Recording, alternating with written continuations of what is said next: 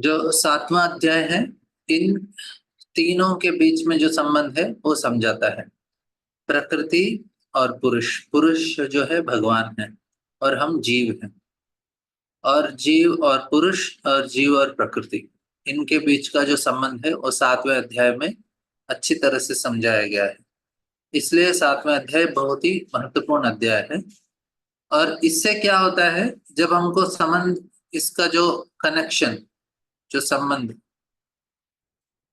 Connections अच्छी तरह से पता चलता है, तो अभी उसको किस प्रकार से एक्शन करना, क्या करना पता चल जाता है, कनेक्शन पता चलता है। क्योंकि हमारा जो गलतफहमी है वो चला जाएगा कि मैं सोचता हूँ कि मैं इस प्रकृति का नियंता हूँ, मैं सोचता हूँ पुरुष हूँ, तो ये दोनों गलतफहमियां चले जाएंगे। पहला गलतफहमी क्या होता है कि मैं कंट्रोल करता हूँ, आई एम कंट्रोल। तो ये जो है ये हमारा समाप्त हो जाएगा।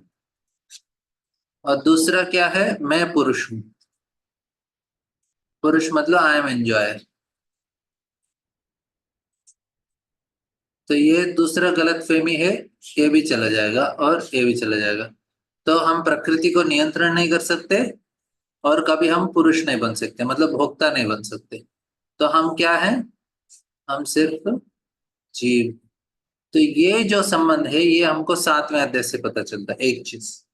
और दूसरा क्या पता चलता है कि किस प्रकार से हमें इस दुनिया में एक्शन करना। तो पहला कनेक्शन, फिर एक्शन। उसके बाद हम प्रकृति, पुरुष के साथ और प्रकृति से कैसे हम उनके साथ आदान प्रदान करते हैं, कितने तरीके से हम उनके साथ संबंध बनाए रख सकते हैं, ये चीज हमें समझ में आता है। तो कितने प्रकार से हम इस आ, इस इन चीजों को हम संबंध, मतलब इन चीजों को हम लोग आ, किस प्रकार से जीव भगवान के साथ संबंध रखता है, इसको बताया गया है। तो अभी मैं सिर्फ एक बार आपको संक्षिप्त में जो हमारा श्लोक है उसको रिवीजन ले लूंगा, ताकि आपको याद हो जाएगा क्या क्या चल रहा है इसमें। पुरुष और प्रकृति का जो पहला संबंध है वो बता देते हैं भगवान। तो ये खुद भगवान ही बता रहे हैं। तो दो चीज हो सकता है, नहीं तो भगवान झूठ बोल रहे हैं, नहीं तो सच बोल रहे हैं, है ना। तो दो ही पॉसिबिलिटी है कि भगवान सच बोल रहे हैं या झूठ बोल रहे हैं। तो भगवान झूठ बोल रहे हैं तो हमको भगवत गीता पढ़ने का जरूरत नहीं है। तो भगवान सच बोल रहे हैं तो फिर इसको मानना पड़ेगा। तो भगवान क्या क्या बोलते हैं फिर से एक बार दोहरा देंगे, ताकि आपको याद हो जाएगा कि भगवान ने क्या क्या बताया उनके और प्रकृति के संबंध। उसको पहले देखेंगे, फिर जीव के साथ जो संबंध है उसको समझने का प्रयास करेंगे। ठीक है। तो अभी हम देखेंगे इस श्लोक, इस अध्याय का श्लोकों को एक बार से, बहुत ही जल्दी से हम उसको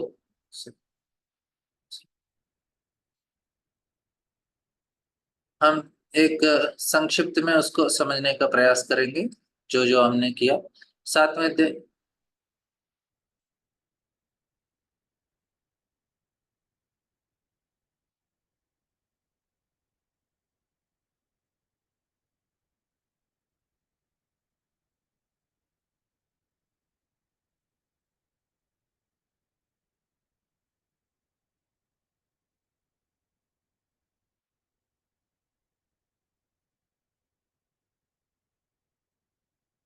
चलो आगे। तो पहला श्लोक से एक बार देख लेंगे। तो इधर ये जो अध्याय है, ये अर्जुन कुछ प्रश्न पूछते, भगवान खुद शुरू कर देते हैं इस अध्याय कुछ बताना।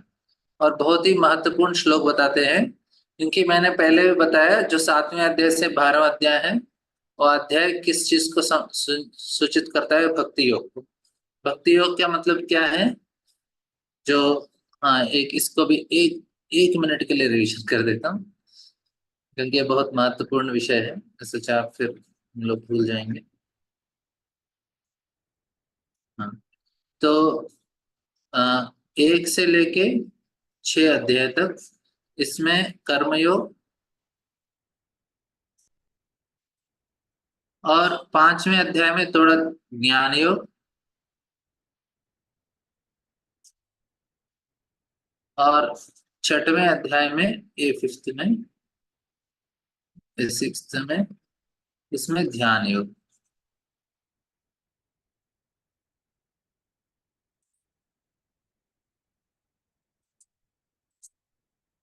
सो ये सारा चीज हमको इस अध्याय में बताया गया है। तो इसमें क्या होता है, आत्मज्ञान होता है।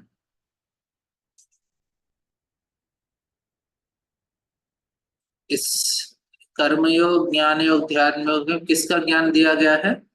आत्मज्ञान के बारे में बताया गया। ठीक है, मतलब मैं मन नहीं हूं, मैं शरीर नहीं हूं, मैं आत्मा हूं। इसको क्या बोलते हैं? आत्मज्ञान। और ये तीनों योगों के द्वारा हम किस चीज को प्राप्त करते हैं? आत्मज्ञान को। लेकिन 7 से लेके 12वें अध्याय तक इसको बताया गया है भक्ति योग।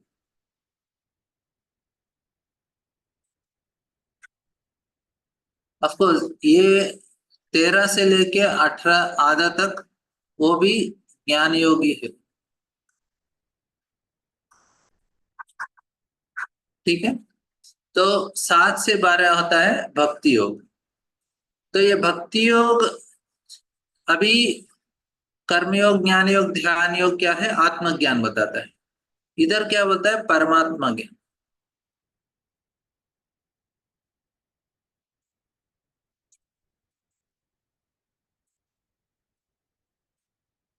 जो भक्ति योग में किसका ज्ञान हुआ है? परमात्मा का ज्ञान हुआ। और कर्मयोग, ज्ञान योग, ध्यान में किसका? आत्मज्ञान हुआ है। तो इससे क्या होता है कि हम लोग भगवान के प्रति हमारा भक्ति मिलता है, उनके बारे में सुनेंगे। अभी जिस व्यक्ति के बारे में हम लोग अच्छा से गुणगान सुनते हैं, उस व्यक्ति के प्रति हमारा जो आसक्ति है वो बढ़ता है ना। तो इधर 7 से 12 कृष्ण अपने बारे में बताते हैं। हालांकि ये नॉर्मली किसी व्यक्ति के लिए मुश्किल होता है, जो सज्जन व्यक्ति है खुद का कभी गुणगान नहीं करता, बहुत ही विनम्र होते हैं। और भगवान तो बहुत ही विनम्र है, अच्छे गुण वाले हैं।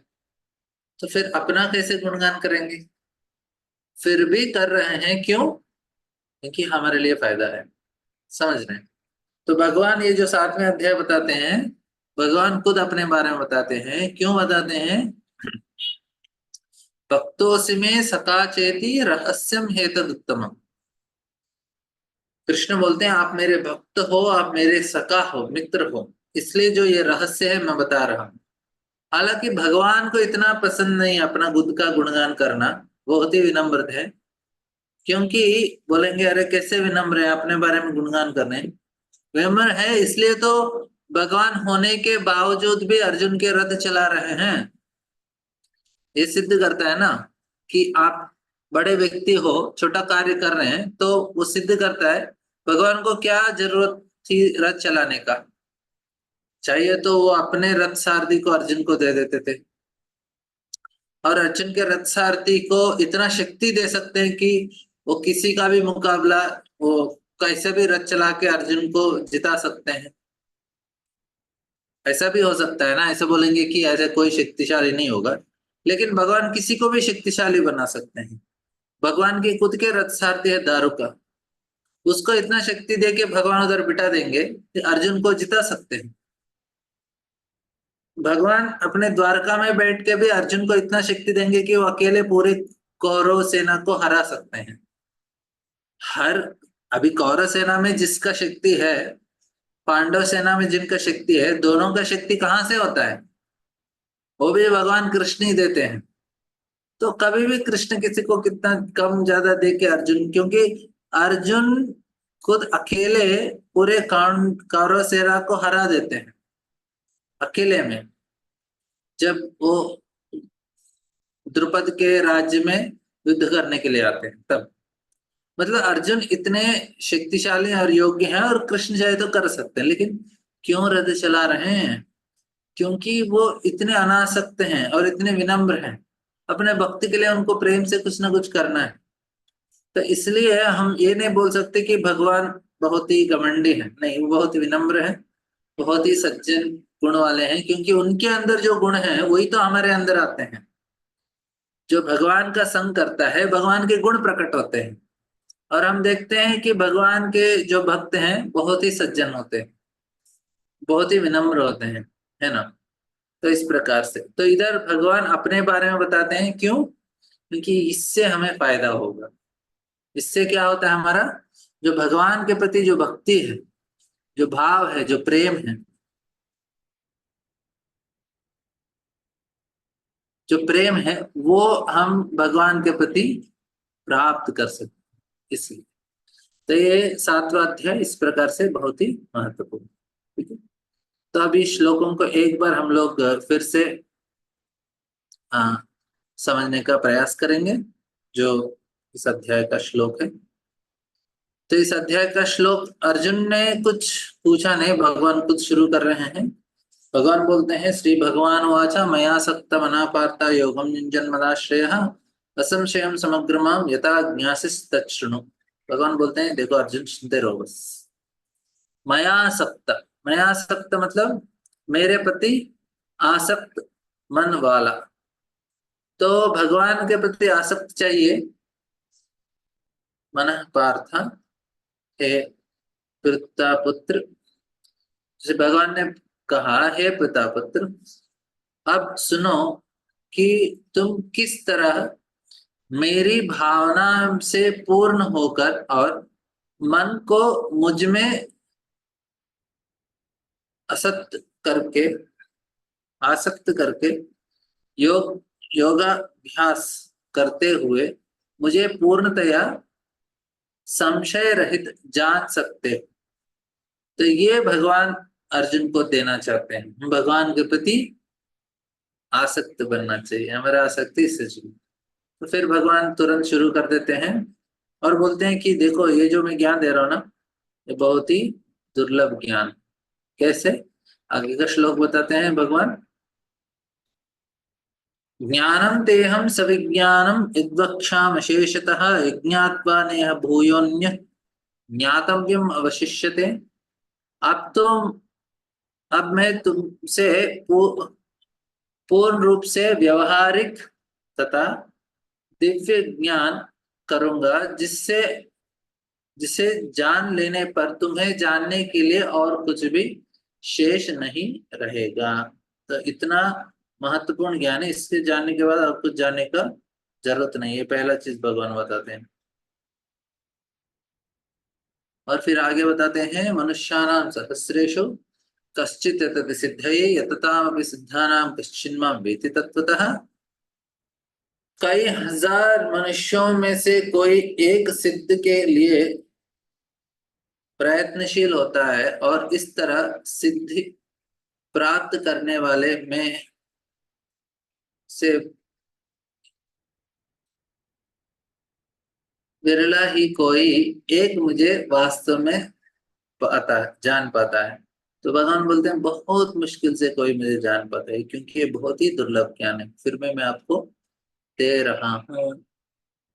इधर से शुरू करते हैं। इधर मैंने बताया प्रकृति और पुरुष के बीच में संबंध। तो भगवान बोलते हैं, भूमिरापो नलो वायु कम मनो बुद्धिरेव च अहंकार इति यम्मे भिन्ना प्रकृतिरष्टधा। पृथ्वी, जल, अग्नि, वायु, आकाश, मन, बुद्धि तथा अहंकार, ये 8 प्रकार से विभक्त मेरे भिन्न अपरा प्रकृतियां हैं। तो ये भगवान का प्रकृति है। तो भगवान ने बताया, ये मेरा ही शक्ति है, मेरा ही प्रकृति है। हम बोलते हैं ना, अरे प्रकृति ऐसा है, इसका प्रकृति ऐसा है। प्रकृति मतलब किसी का प्रकृति है, तो भगवान बोलते हैं मेरा है। अपरेमितस्त्वन्यां प्रकृतिं विद्धि मे परां जीवभूत महाबाहो ये दम दारे ते जगत। तो भगवान बता रहे, ये प्रकृति जो देख रहे हो ना, मेरा शक्ति है। फिर अर्जुन बोले, जीव का क्या है? बोले, अरे अपरेमितस्तु अन्यः, ये अलग शक्ति है। ये शक्ति कैसा है? ये महान भाव अर्जुन, इसके अतिरिक्त मेरा एक अन्य पराशक्ति है जो उन जीवों से युक्त है जो इस भौतिक अपरा प्रकृति के साधनों का विदोहन कर रहे हैं। तो इसका जो हम लोग विधि में परा, तो इसको दोहन कर रहे हैं, उसको मैनिपुलेट कर रहे हैं, उसको हम लोग अलग अलग तरीके से इस्तेमाल कर रहे हैं। तो ये इसलिए इसको क्या बोला है भगवान ने, अन्य और है, और क्या कर रहा है, और परा है, अन्य पराशक्ति है।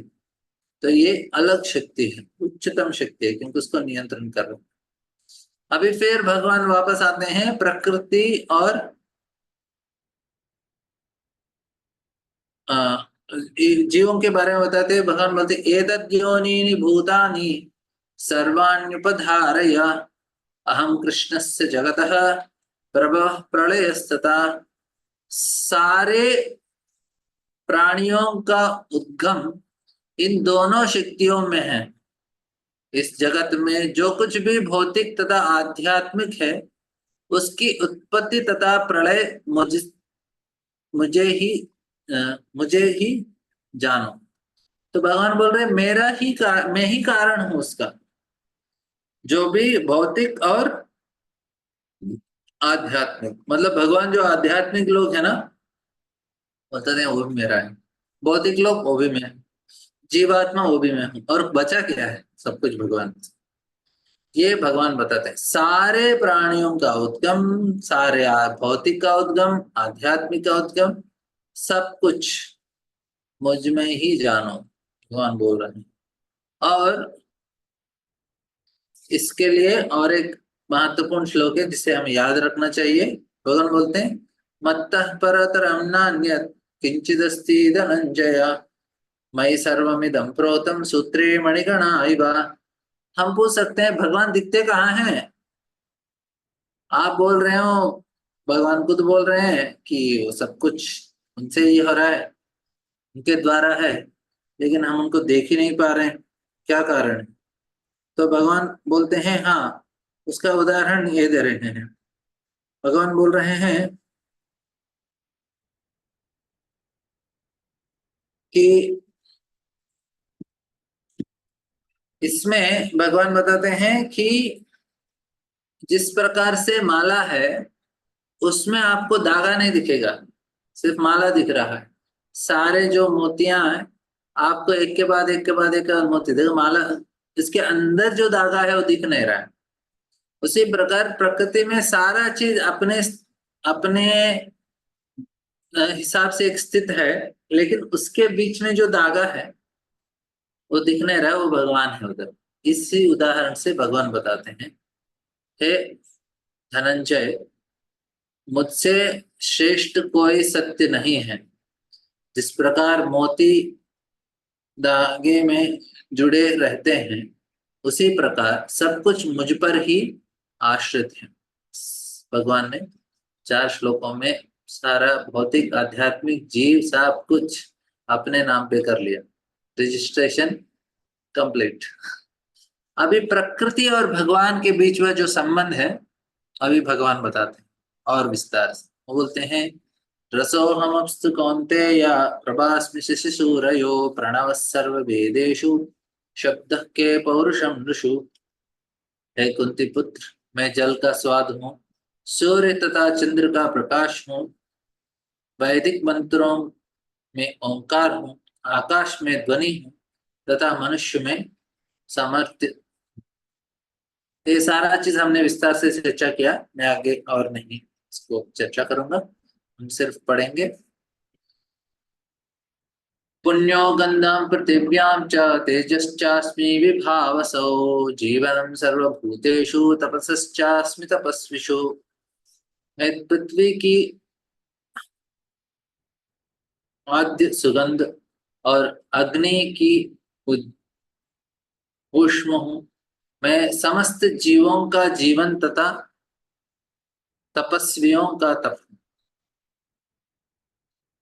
और आगे बताते हैं, तो ये सारा चीज जो चीज का मूल है, भगवान बोल रहे हैं वो मैं हूं। बीजं मां सर्वभूतानां विद्धि पार्थ सनातनम्। बुद्धिर्बुद्धिमतामस्मि तेजस्तेजस्विनामहम्। हे प्रतापुत्र, यह जान लो कि मैं ही समस्त जीवों का आदि बीज हूँ, विद्यमानों की बुद्धि तथा समस्त तेजस्वी पुरुषों का तेज हूँ।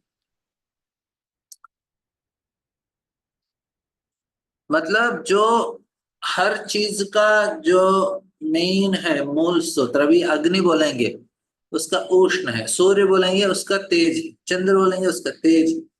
तो उसके सिवा वस्तु रह ही नहीं सकता। बलम बलवताम चाहम, तो बल है, बलवान व्यक्ति को अंदर बल है इसलिए वो बलवान है। बल निकल गया तो बलवान है ही नहीं। काम राग विवर्जितम धर्मा विरुद्ध भूतेषु कामोस्मि भरतर्षभ।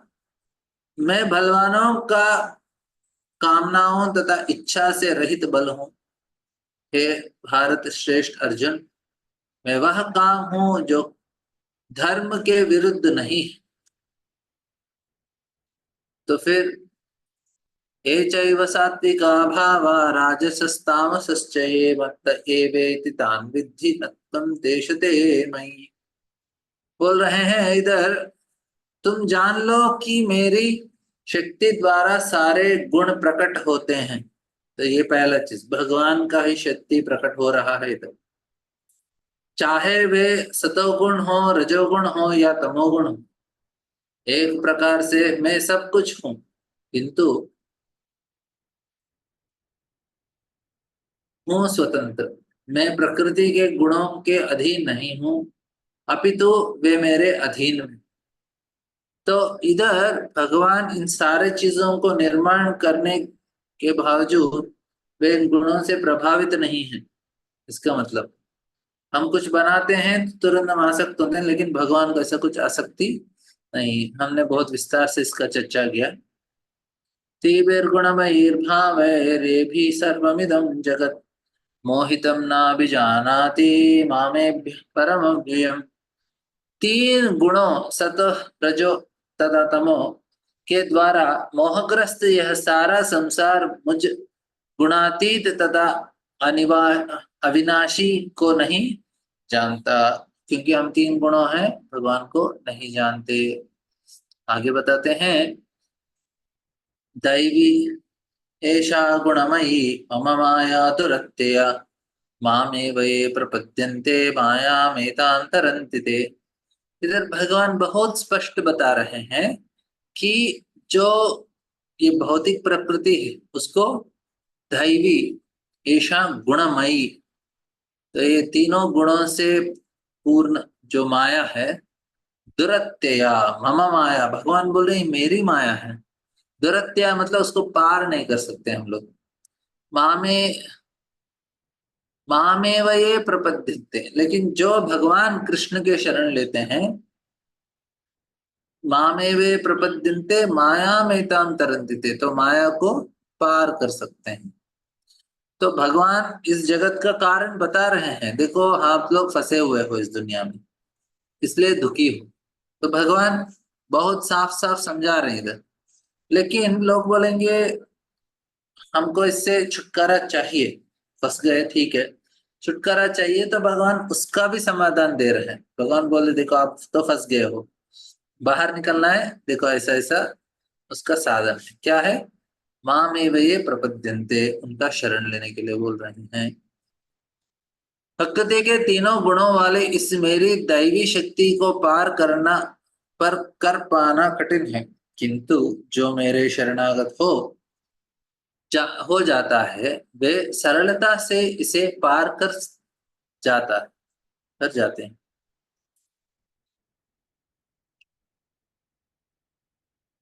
तो इधर हम लोग इस श्लोक से चर्चा कर रहे थे, आज फिर से पढ़ेंगे। नमां दुष्कृतनो मूढ़ा प्रपद्यन्ते नराधमा मायापतज्ञानाम् आसुनि भावमाश्रिता। इस प्रकार इसमें चार प्रकार के, अभी इधर तक भगवान ने हम जीवात्मा का और भगवान सॉरी प्रकृति का और पुरुष भगवान का इसका संबंध बताया, और अभी जीव का और जो भगवान है और उनका जो संबंध बताते हैं। ये संबंध किस चीज को बता रहे हैं? जीव का और पुरुष का। क्या बोलते हैं? न मां दुष्कृतनो मूढ़ा प्रपद्यन्ते नराधमा मायापतज्ञान आसुरीं भावमाश्रिता। जिसका आसुरी भाव है उसका उनको दुष्कृतना बोल रहे हैं। तो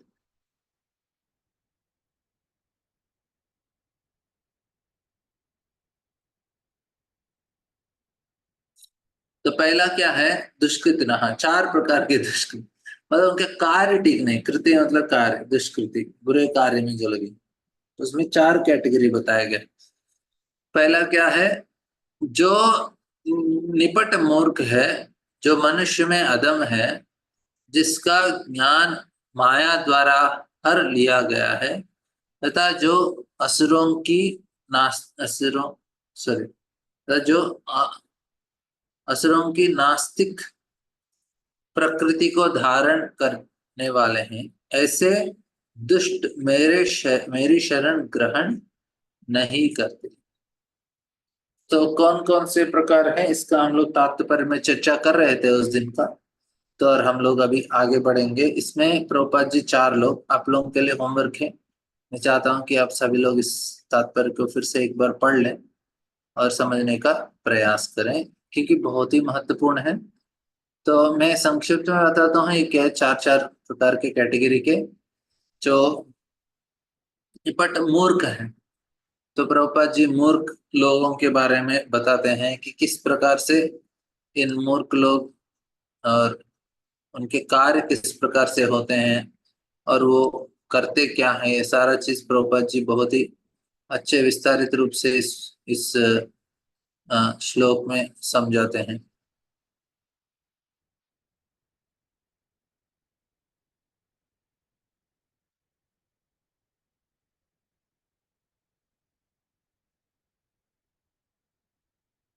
तो इसमें पहले मूर्ख के बारे में बताते हुए प्रभुपाद जी उनको बताते हैं कि बहुत ही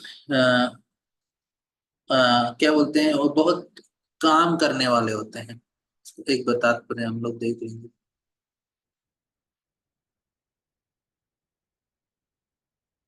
हमने इसको पढ़ लिया। वे जो कठिन श्रम करने वाली बारहवही पशुओं की भीति निपट मूर्ख होते हैं। तो हमने इसका तात्पर्य हमने विस्तार से पढ़ा, अभी नहीं पढ़ेंगे। फिर दूसरे हैं, दूसरे प्रकार का दुष्ट जो नराधम है, मतलब वो अधम व्यक्ति हैं, क्योंकि उसको मन उसको इतना बड़ा बुद्धि होने के बावजूद भी उसका इस्तेमाल नहीं करता, और वे उसका जो पूरा समय है इस भौतिक चीजों में चला जाता है। फिर आते हैं प्रभुपाद जी बोलते हैं कि 99.9% जनासंघ के नराधम है। किसी को भी आध्यात्मिक में दिलचस्पी नहीं है, रुचि नहीं। ये बहुत ही अफसोस की बात है। और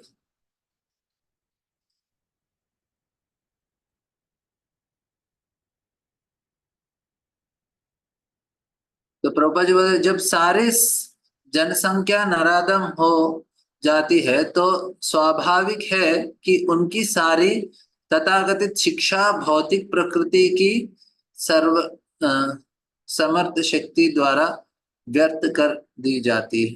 तो उनका जो कार्य है वो भी उसी दिशा में होता है। अब देखें कॉलेजेस में, स्कूल में कौन भगवत गीता भागवत पढ़ाएगा? किसका इस चीजों में दिलचस्पी है? उनको तो सिर्फ पैसा बनाना है। तो दुष्कृतिनों का तीसरा कैटेगरी है माया अपहृत ज्ञान। माया अपहृत ज्ञान मीन्स इनका ज्ञान है लेकिन माया ने उसको अपहरण कर लिया। उसके वजह से क्या होता है, बहुत ही सरल चीज नहीं समझता। दिमाग तो बहुत है इसका, बड़े बड़े साइंटिस्ट हैं, उनको हम लोग भारत में ये चीज को तो सारे लोग बहुत ही आसानी से इसको स्वीकार करते हैं क्या, कि हम शरीर नहीं आत्मा है। हमारा दूसरा जन्म होने वाला है, हमें इस जन्म में किस प्रकार से कार्य करेंगे उस प्रकार से हमको अगला जन्म भुगतना पड़ेगा, और इस जन्म में भी हमको बहुत सारे चीज भुगतने पड़ेंगे। और हमारा जन्म इस प्रकार से अगले जन्म, पिछले जन्म और आगे का जन्म, इन चीजों को गांव में भी इतना ज्यादा जानकारी नहीं होने साधारण लोग भी इस चीज को मान लेंगे कि हम शरीर आत्मा है। लेकिन बड़े बड़े साइंटिस्ट लोग बैठे रहते हैं उधर अपना जो रिसर्च करते हुए, खोज करते हुए बैठे रहते हैं। उनको इतना चीज समझ में नहीं आता है कि हम शरीर नहीं आत्मा है उनको बहुत रिसर्च कर, मतलब इतना सरल चीज के लिए क्या इतना दिमाग तोड़ रहे हैं। लेकिन वो लोग बोले नहीं नहीं नहीं, हम लोग रिसर्च करके ही पता करेंगे तो बूढ़ा हो रहा है, मर जाएगा, कहीं और दूसरे जन्म मिल जाएगा। ये तो हमारे गांव में दादी माँ भी बता देगी लेकिन ये बड़े साइंटिस्ट लोग को नहीं समझता है। इस क्यों, इसको माया अपरतक ज्ञान बोलते हैं। इसलिए हम लोग इसे बड़े बड़े लोगों को, जिसको बड़े बड़े नोबेल पुरस्कार दिए जाते हैं, बड़े बड़े यूनिवर्सिटी के वाइस चांसलर्स हैं, और ऐसे इतने मतलब भौतिक तरीके से बहुत बुद्धिमान व्यक्ति, और उन्होंने बहुत सारा आविष्कार किया है, बहुत सारा खोज किया है, बहुत सारा ऐसा रिसर्च किया है। तो इनको देखने के बाद लगता है अरे अरे बहुत बड़ा है, लेकिन उनका माया ने ना ज्ञान अपहरण कर लिया। आध्यात्मिक तरीके से वे कुछ चीजों को समझ ही नहीं पाएंगे जो बहुत ही सरल है। अभी कोई भी हमारे अंदर गंगा माई का दर्शन लेते हैं, जो सब लोग प्रणाम करते हैं और उनको गंगा माई बुलाते हैं, और उनमें स्नान करना, उसका पानी लेके हमारे सर पे छिड़कना, तो ये हम बहुत ही पवित्र मानते हैं। और वो करने के बाद सारे लोग लगता है कितना अच्छा हो गया हमने नहा लिया। अभी ये साइंटिस्ट लोगों को उधर लेके जाएंगे, वो क्या करेगा, वो बोलते गंगा से क्या ऐसे पाप धुलेंगे, उसका पहला प्रश्न है। बोले नदियां तो सब जगह है, गंगा का क्या स्पेशलिटी है। तो उसका पानी लेगा, अपना बॉटल में भरेगा, अपना जो लेबोरेटरी है जिसका परिशोधन होता है उधर जाएगा, और उसको अपना माइक्रोस्कोप में लगा के उसका परीक्षण करेगा कि जल में है क्या, इतना महान क्यों मान रहे हैं लोग इसके अंदर क्या आपको स्पेशल कुछ दिव्य शक्ति दिखाई दे रहा है। और इतना वो जल लेके ढूंढते ढूंढते रहेगा, उसको कुछ समझेगा नहीं और कुछ दिखेगा भी नहीं, तो सोचेगा ये लोग ऐसे ही भावुक लोग हैं, और इस प्रकार से वो कुछ भी किसी को भी मान लेते हैं। नहीं, गंगा पवित्र है, गंगा हमारी माँ है। गंगा में हम नहाते तो हमारा जो भौतिक मल नहीं, जो मल हमारे मन के अंदर भरा हुआ है, संस्कारों का मल, कर्म का मल, ये सारा मिट जाता है गंगा में नहाने से। अभी इसको आप रिसर्च करके बता सकते हैं क्या? रिसर्च से कभी पता नहीं चलेगी। तो ये बड़ा चीज है जो आ, माया अपरत ज्ञान है, ये लोग रिसर्च लोग को ही समझ में नहीं आएगा। ठीक है, तो साइंटिस्ट लोग को इतना छोटा चीज नहीं वो आएंगे नहीं, गंगा हो रहा है बोलेंगे अरे आप इस शहर में आए हो, गंगा इधर से बह रही है, आप जाके थोड़ा नहा लो। वो लोग नहीं नहीं नहीं, इसमें गंदगी है, हम तो अपने बाथरूम में, बाथरूम के टब में बैठ के नहाएंगे, गंगा में तो डुबकी नहीं मारेंगे तो ये ऐसा है। और चौथे स्तर के जो दुष्कृत्य हैं उनको बोलते हैं आसुरी भाव आश्रित। आसुरी भाव मतलब ये एकदम आसुरी स्वभाव वाले हैं। तो जो कृष्ण क्या करते हैं ये लोग, खुला खुला रूप पे नास्तिक लोग हैं, बोलते भगवान है ही नहीं, बस हमें और कुछ आप बोलो मत ये लोग ऐसे हिरण्यकशिपु रावण के कैटेगरी में आ गए। ठीक है, तो आज हम लोग अपना आज का कक्षा शुरू करेंगे क्योंकि अभी तक हमने रिवीजन किया, लेकिन बहुत एक महीने का जो बीच में हमारा गैप हो गया था, इसलिए मैं सोचा एक बार रिवीजन करेंगे तो आपको याद रहेगा, इसलिए तो मैं आशा करता हूँ कि आप समझेंगे मैंने क्यों रिवीजन किया। और फिर अभी पहला, अभी ये कौन सा श्लोक था, भगवान और जीव के बीच का संबंध। तो इसमें चार प्रकार के जो जीव है वो एक आसुरी भाव वाला है, माया अपृथक ज्ञान वाले हैं। और आ, इधर माया सॉरी इसमें दुष्कृतनो मूढ़ा है। तो इसमें अलग अलग तरीके का जो लोग हैं किस प्रकार से भगवान के साथ संबंध रखते हैं। तो बोलते हैं भगवान है ही नहीं, ये भी एक तरह से संबंध ही है। और नास्तिक संबंध है उसके साथ। अभी छोटा बच्चा को कभी गुस्सा आता है और माँ ने उसको एकदम अच्छे से धुलाई किया कुछ तो गड़बड़ किया तब, तो अभी उसको बहुत गुस्सा आ गया।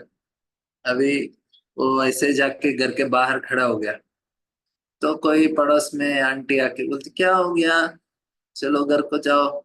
वो बोलेगा बच्चा मेरा मम्मी पापा है ही नहीं मुझे कोई मम्मी पापा नहीं। अभी वो बच्चा बोलने से मम्मी पापा नहीं रहेंगे क्या उसको, वो तो है ही ना। लेकिन वो मूर्खता के वश क्रोध में होके वो बोल रहा है मेरे मम्मी पापा नहीं है। वो भी एक तरह से संबंध है, मतलब वो नास्तिक संबंध है लेकिन संबंध है ही। समझ रहे हैं आप। तो इसी प्रकार जो मूर्ख लोग हैं, दुष्कृतनो मूढ़ा, तो ये जो फोर्थ कैटेगरी है, तो ये लोग आश्रय भाव सॉरी आश्रय भाव आश्रिता, ये कैटेगरी लोग भी ऐसे ही लोग हैं जिसने बहुत मार खाया इस दुनिया में, मतलब अलग अलग पाप किए हैं। और उस पाप की वजह से उनको अलग अलग बहुत ही बुरा, क्या बोलते हैं, एक्सपीरियंस हुआ है, उनका अनुभव है। तो इसके वजह से वो नास्तिक बन जाते हैं। तो एक ऐसा क्रिश्चियन के पादरी थे, फादर मतलब प्रचारक थे वो। तो उनका बहुत बहुत अच्छा प्रचार किया उन्होंने, बहुत लोगों को उन्होंने जीसस के मार्ग में लेके आया, क्रिश्चियन में। लेकिन एक बार ऐसा हुआ कि उनका जो छोटा सा बालक था 12-13 साल का, उसको एक बीमारी हो गया। ऐसा बीमारी कि उसका हाथ सूखने लगा। तो अभी हमारा तो ऐसा अच्छा है ना, सूख गया, सूख जा रहा है। बहुत ही बहुत कम ऐसा किसी को बीमारी होता है, और दुर्लभ है ये। तो तो क्या हुआ कि डॉक्टर ने बोला, पहले उंगली को था, डॉक्टर ने बोला उंगली काटना चाहिए। तो उसने सॉरी, ये उसको क्या बीमारी हुआ, बूढ़ा हो रहा था वो, माफ कीजिए मैं भूल गया। उसका बेटा 10-12 साल का था, ऐसा लग रहा है कि वो 50-60 साल का है। मतलब वो बुढ़ापा का कोई तो बीमारी है, जल्दी बुढ़ापा आ गया उसको। बेचारा 20 साल में नहीं हुआ, 80 साल का बूढ़ा हो गया। उसके बाद वो जल्दी गुजर गया। तो ये क्रिश्चियन के जो प्रचारक थे, उधर के जो पास्टर कोई तो भूलते हैं, तो उसको इतना गुस्सा आ गया भगवान के ऊपर। बोलते अरे कैसे भगवान है, मैं तो अपना जीवन उनको दे दिया सेवा में और मेरा बेटा का हालत ऐसा है। तो उसके बाद वो बोला भगवान है ही नहीं। और इसलिए उन्होंने ये जो उनके बारे में गलत प्रचार शुरू कर। तो इधर मैं क्या बताना चाहता हूँ कि अभी भगवान है उसके लिए पहले, लेकिन उसका जो जीवन में हुए अलग अलग तरीके के जो एक्सपीरियंसेस है, अनुभव है, उसके आधारित वो बोल रहा है भगवान है ही नहीं। समझ रहे हैं? तो किसी को अच्छा हुआ वो बोलेगा हाँ नहीं नहीं भगवान बहुत अच्छे हैं, हमारा तो अच्छा होता है अच्छा बिजनेस होता है। मूढ़ नराधम माया ज्ञान तथा नास्तिक, ऐसा। तो ये तो हो गया गलत तरीके से भगवान के साथ संबंध रखने वाला। अभी देखेंगे अच्छी तरह से संबंध कैसे रखते हैं। चतुर्विधा भजन्ते माम जना सुकृतो जना अर्थो जिज्ञासुरर्थार्थी ज्ञानी च भरतर्षभ। बोलते हैं हे भरत श्रेष्ठ, 4 प्रकार के पुण्यात्मा मेरी सेवा करते हैं, आर्त जिज्ञासु तथा अर्थार्थी तथा ज्ञानी। ठीक है, बहुत बहुत धन्यवाद आपका। आज हम लोग थोड़ा 10 मिनट जल्दी समाप्त करेंगे किसी को कुछ प्रश्न है अभी तक का?